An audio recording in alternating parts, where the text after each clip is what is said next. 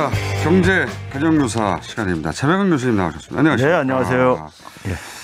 자, 이 뉴스가 나오자마자 제가 교수님이 이걸 다루실 거라고 제가 생각했어요. 뭐냐면 한국경제연구원이 OECD 국가 중에 이 재정 위기 관리를 제일 못하고 있다. 큰일 났다. 예, 예. 한마디 말해서 나라비 때문에 큰일 났다. 예. 이건 지금 몇 년째 듣고 있는 이야기인데. 그렇죠. 예. 이거에 대해서 몇 년째 아니라고 말씀하셨는데 예. 또 나왔어요. 근데 한국경제연구원 보고서 나오면은 왜 이렇게 언론들이 받아쓰기 하는지 모르겠어요. 제가 늘 얘기했듯이 이게 정경련 산하 저거거든요. 그렇죠. 재벌들. 근데 학계에서 이걸 사실 연구소 취급을 안 해요. 거의요. 왜냐하면 연구 결과물들이 객관성을 굉장히 상실을 하고 있기 때문에. 이건 이제 기업 좋으라고 만들어진. 예, 그렇죠. 보고서죠. 그 어떻게 보면 이제 홍보하는 저건데. 예. 근데 먼저 이제 그러니까는 거기서 한 5분 정도가 이제 그러니까 세미나에서 발표를 한 거라 가지고 그랬는데 뭐 얘기를 보면 이런 거예요. 그러니까요. 2017년부터는 향후 9년간에 예. 한 국가 채무가 한 782조 원 정도 증가한다. 예. 근데 이 논리가 이제 문제가 뭐냐면 첫 번째는요. 자, 우리가 예를 들어서 GDP가 1000조일 때 예. 국가 채무 비율이 50%면 500조죠. 그렇죠. 절반이니까 쉽게 계산하겠어요. 근데 2000조가 됐어요. 예. 그럼 50%면 1000조잖아요. 예. 그럼 500조 증가했는데 국가 채무 비율은 하나도 안 증가한 거잖아요. 그렇죠. 그러니까 이게 절대량을 이렇게 가는 것 자체가 의미가 별로 없는 수치인데다가 그렇죠? 거기다가 또 한 가지 예를 들면 그러니까 그 경제 규모에 따라서 감당할 수 있는 절대액은 달라지니까. 그렇죠. 예를 들어서 소득이 높은 사람의 부채하고 소득이 네. 적은 사람 부채하고는 이건 그 소득에 대비해서 그렇죠. 우리가 보는 거니까요. 월급 그렇죠? 100만 원 받는 사람이 50만 원 부채에 있는 거하고 예. 월급 1000만 원 받는 사람이 50만 원 부채 있는 건 다른데 예. 그냥 그 50만 원이라는 액수만 가지고 얘기를 계속 한다는 그렇죠. 거죠. 예. 두 번째는 뭐냐면 이 논리의 문제가 뭐냐면요. 9년 후란 말이에요. 이건 저도 그 대목에서 좀 빵 터졌습니다. 그러니까 이거는 굉장히 어쨌든 이 수치가 네. 아무 근거도 없고 점의 영역 아닙니까 거기는? 그렇죠. 그러니까 제가 그런 농담을 해요. 이 수치 맞으면 내가 100만 원 주겠다 쏘겠다 이분한테. 예? 경제 9년 절대 안 맞습니다. 경제 9년 후를 예측한다는 건 점의 영역에 가까운 예. 거 아닙니까? 이런 이제 그 얘기하면서 5분이 이제 또 한 분은 뭐냐면은 우리나라 복지비 지출이 굉장히 빨리 늘고 있다 이거예요. 예. 경제 지출을 늘려야 되는데 복지비 지출이 늘고 있다 이거예요. 우리나라 복지비 지출이요. OECD 가장 최근 자료로 보게 되면은 OECD 국가 중에서 꼴찌에서 4번째예요. 적은 편이라는 얘기죠. 더 올려야 된다는 말씀이시네. 거꾸로. 그런데 이제 우리나라 이제 고령화가 빨리 되다 보니까는 예. 복지비 지출은 증가할 수밖에 없어요. 기본적으로. 예. 그렇죠? 그러면 이제 복지비 지출을 그러니까 지금 상태가 부족하다 그러는데 줄이라 그러면은 예. 어쩌자는 얘기인 거냐. 그리고 경제 지출을 늘리자 그러는데 경제 지출은 대개 이게 뭐냐면 대기업들이 혜택 보는 거예요. 그러니까 정경련 저가 당연히 충실하게 이제 그걸 하고 있는 건데. 한경련에서는 대기업에 유리하라고 보고서를 내는 게 또 당연하지 않습니까? 그러라고 있는 기관이니까. 예. 그런데 문제는 뭐냐면은 그 고령화로 인해서 복지비 증가하는 거고 그걸 그걸 그러면 65세 이상들한테 기초연금 주는 거. 그 인구 증가하는 거 그 사람들 그럼 주지 말라는 얘기입니까? 뭘 하라는 얘기예요? 근데 저는 궁금한 게 이런 점입니다. 예. 이 정경련 산하 예. 그 애초부터 재벌들의 이해에 부합하도록 여러 가지 활동을 하고 예. 보고서도 내고 하는 곳에서 기업 쪽으로 하고 보고서를 내는 건 이해가 가거든요. 예. 그러라고 있는 곳이니까. 근데 복지를 줄이는 거하고 기업하고는 상관이 없잖아요. 왜 그러냐면요. 예. 전체 예산 중에서 그러니까 우리가 배분을 하는데 복지한테 많이 가면 기업할 때 오늘 그렇죠. 돈이 경제 지출 이런 쪽에 그러니까는 적게 간다 이거죠. 그건가요? 예. 왜냐하면 복지는 완전한 정치의 영역인데 사실은. 예. 근데 기업 활동하는 사람들이 이 복지 좀 줄였으면 좋겠어 이런 보고서를 낸다는 게 잘 납득이 안 가는데 이제 돈이 줄어든다? 그렇죠. 기업이. 총량을 그러니까 증가시키게 되면 또 이제 국가 채무가 증가한다 그러니까는. 예. 그리고 이제 국가 채무가 무분별한 재정 지출 때문에 늘어났다. 무분별이 그렇죠. 중요합니다. 예, 앞에 무분별이, 이런 예. 보고 단어를 꼭 쓰더라고. 무분별한 재정 지출로 국가 채무가 증가해서 OECD 국가 중에 재정 위기 관리가 제일 소홀하다. 이 말만 들으면 망하게 생겼어요. 그 이번 세미나에 공통적으로 다 한 목소리로 내는 게 재정 준칙 빨리 도입해라. 예. 재정 준칙이라는 게 이제 그러니까 국가 채무 비율을 일정한 범위 내에서 40%라고 60%라든가 또 그것도 변경했어요. 60% 아, 이내. 60% 변경했어요? 예. 40%가 족보 없는 수준으로 되니까.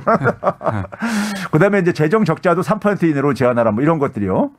이게 이제 그러니까요. 두 가지 이론적인 측면하고 이제 그러니까 이제 현실 속에서 이게 문제가 있는데 첫째 이론적인 문제 속에서는요. 이걸 도입한 지금 기준을 뭐냐면 유로화를 도입한 유로존 지역들 있잖아요. 예. 19개 국가들이요. 예.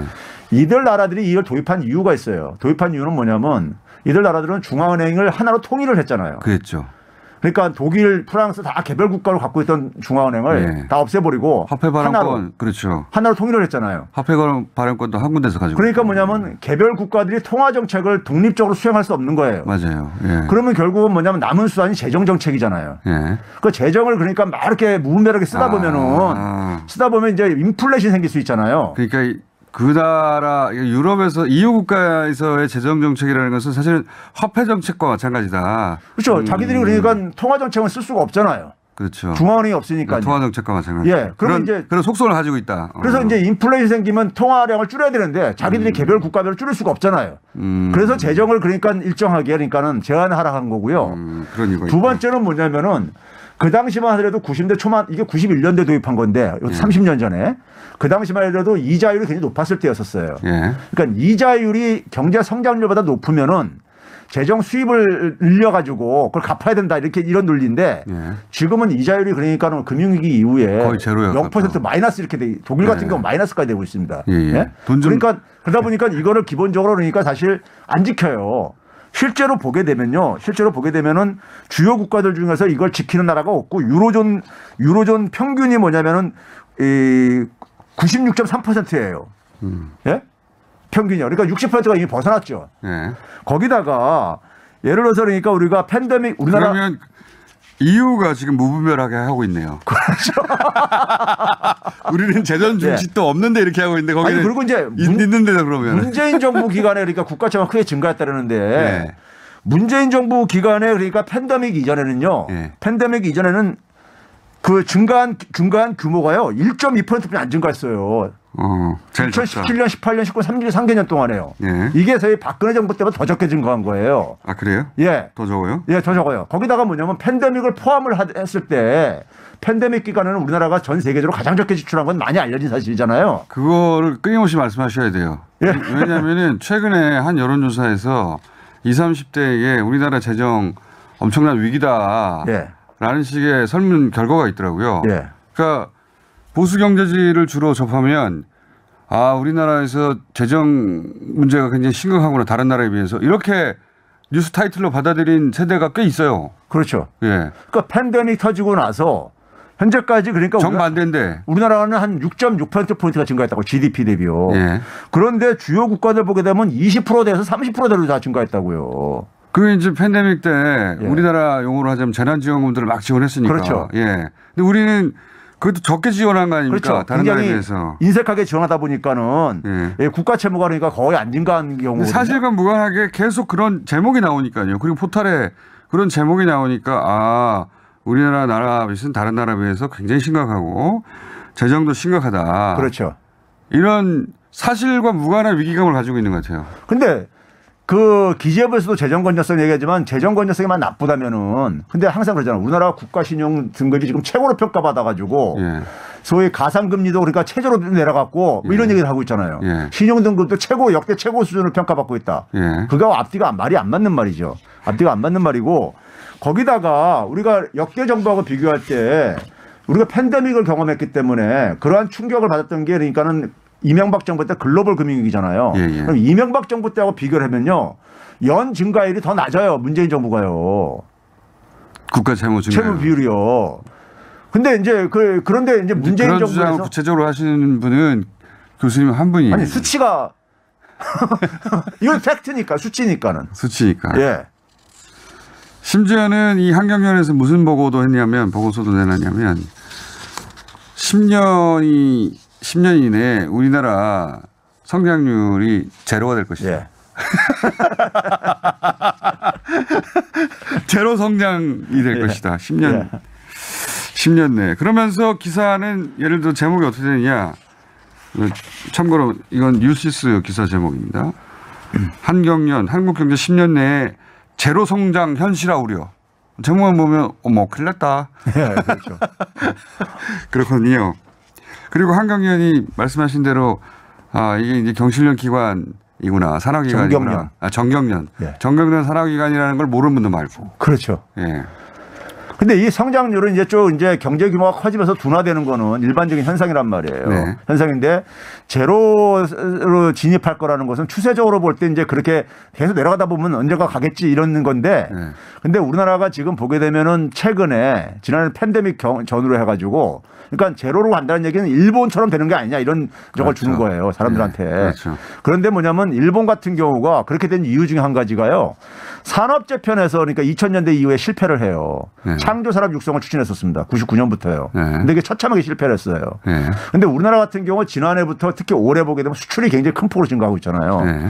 근데 이 수출을 증가를 주도하는 게 최단기간 1조 돌파. 예, 네. 과거 전통 산업이 아니라 과거 전통 산업이 아니라 중소기업 중심으로 이게 그러니까 약진을 보이고 있고 산업구조 재편에 성공하고 있다는 거죠. 거기에 이제 K 문화 같은 게 가는데 우리는 문화가 그러니까 상당히 지금 주목을 받고 있잖아요. 예. 근데 일본은 창조산업의 육성에 처참하게 실패를 했다고요.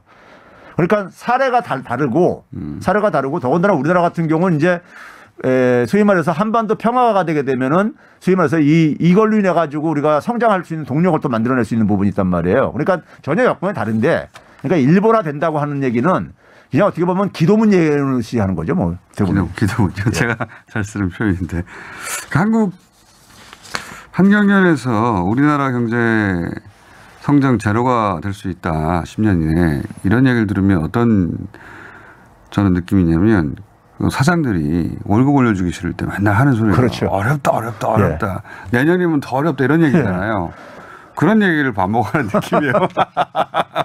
그리고 또 한편으로는 잘 안 돼서 정부 지지율이 떨어졌으면 좋겠다. 이런 바람도 거기 담겨 있는 것 같고 10년 후 숫자를 어떻게 맞춥니까? 점쟁이도 아니고. 예. 이런 기사가 너무 많이 나오고 이런 기사 반면에 좋다는 기사는 잘 안 나와요. 잘 안 나오는 데다가 1조 돌파 무역액이 사상 최단 기간 1조 돌파했다.